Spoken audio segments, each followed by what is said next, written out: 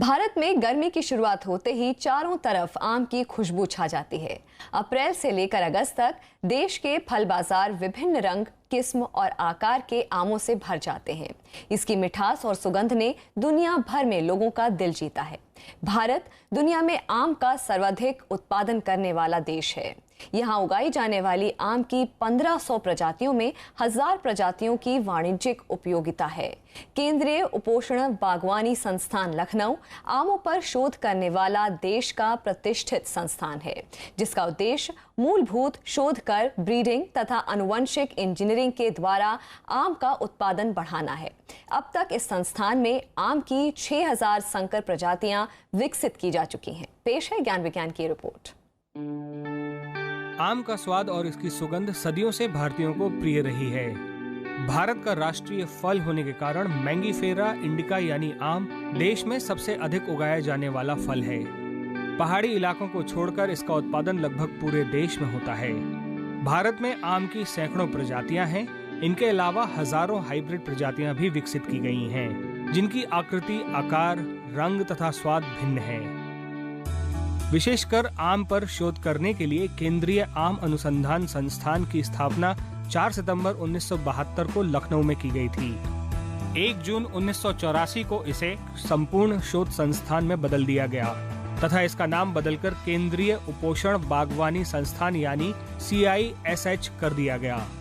संस्थान का उद्देश्य मूलभूत, रणनीतिक तथा प्रायोगिक शोधों द्वारा उष्णकटिबंधीय बागवानी की फसलों का उत्पादन, गुणवत्ता तथा उपयोग बढ़ाना है। माना जाता है कि यहाँ आम की दुनिया भर में सबसे अधिक प्रजातियां पाई जाती हैं।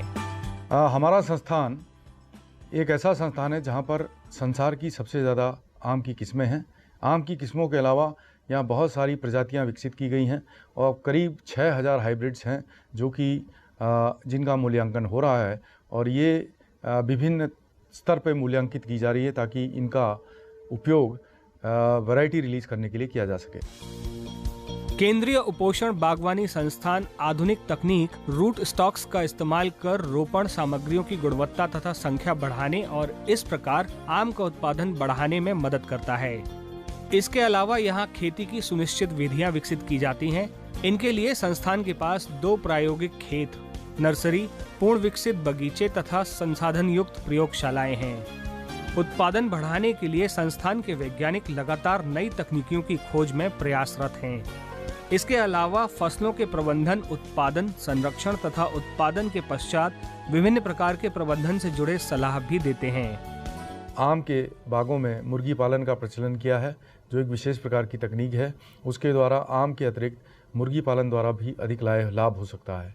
साथ ही साथ आम के पेड़ों के बीच में दूसरी फसलें कैसे उगाएं, उनसे लाभ कैसे मिल सकता है, उनकी मार्केटिंग और प्रोसेसिंग कैसे हो सकती है, इसके बारे में भी संस्थान किसानों का मार्गदर्शन करता है।